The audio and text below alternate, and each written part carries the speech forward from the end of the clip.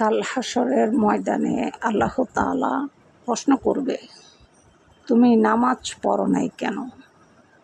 বান্দা উত্তর দিবে, আমি অসুস্থ ছিলাম। তুমি কেমন অসুস্থ ছিলা? হযরত আয়ুব নবীর মতো অসুস্থ ছিলাম?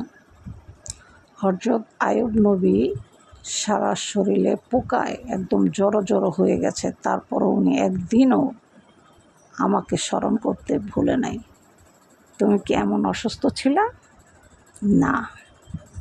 তাহলে এখন শাস্তি তোমার ওয়াজিব হয়ে গেছে। এরকম অসুস্থ যেহেতু ছিলা না, তাহলে তোমার উপরে শাস্তি ওয়াজিব হয়ে গেছে। আরেকজনকে প্রশ্ন করবে, তুমি নামাজ পড়ো নাই কেন? টাকা পয়সা বিজনেস নিয়ে খুব ব্যস্ত ছিলাম। আল্লাহ তখন উত্তর দিবে, তুমি কি সুলাইমান নবীর মতো প্রতাপশালী ছিলা?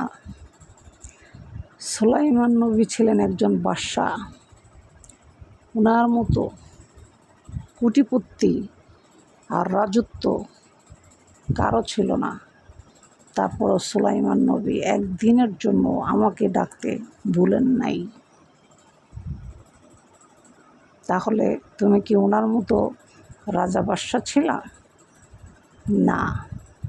তাহলে তোমার জন্য শাস্তি ওয়াজিব হয়ে গেছে। আরেকজনকে প্রশ্ন করবে, তুমি নামাজ পড়ো নাই কেন? মহিলাকে জিজ্ঞাসা করবে আল্লাহ, তুমি নামাজ পড়ো নাই কেন? আমার স্বামী অনেক খারাপ ছিল এই জন্য।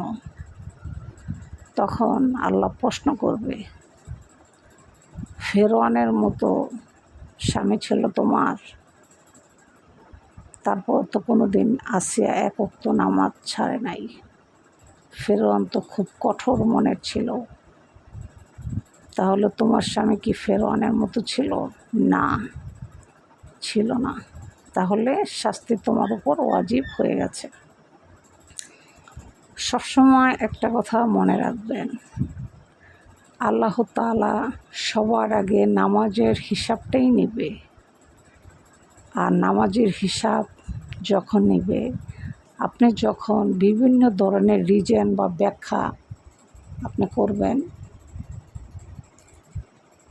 আপনার কোনো ব্যাখ্যা আল্লাহর দরবারে গণ্য হবে না। কারণ এমন এমন নবীগণ আছে, এমন এমন নবীদের স্ত্রী আছে যারা অনেক কষ্টে দুঃখে জীবন কাটিয়ে তারপরে দুনিয়া থেকে ত্যাগ করেছে। তাহলে আমরা সেই দুঃখ কষ্ট ধারে কাছেও কেউই যাই না, তারপরও আল্লাহকে স্মরণ করি না, আল্লাহকে ডাকি না। আল্লাহ তাহলে রাগান্বিত হবে না তো হবে কি আমাদের উপর, বলেন আপনারা সবাই। ভিডিওটি ভালো লাগলে অবশ্যই লাইক সাবস্ক্রাইব করে মুন্নি চ্যানেলের সাথে থাকবেন। আর সবাই 5 ওয়াক্ত নামাজ পড়ার জন্য চেষ্টা করবেন ইনশাআল্লাহ। আল্লাহকে স্মরণ করবেন, বেশি বেশি জিকির আজকার করবেন। যত বিপদ আছে, বালা মুসিবত আছে, আল্লাহ তাআলা সব কিছু দূর করে দেবে ইনশাআল্লাহ। ভিডিওটি ভালো লাগলে লাইক সাবস্ক্রাইব করে মুন্নি চ্যানেলের সাথে থাকবেন। আল্লাহ হাফেজ। আসসালামু আলাইকুম ওয়া রাহমাতুল্লাহি ওয়া বারাকাতুহু।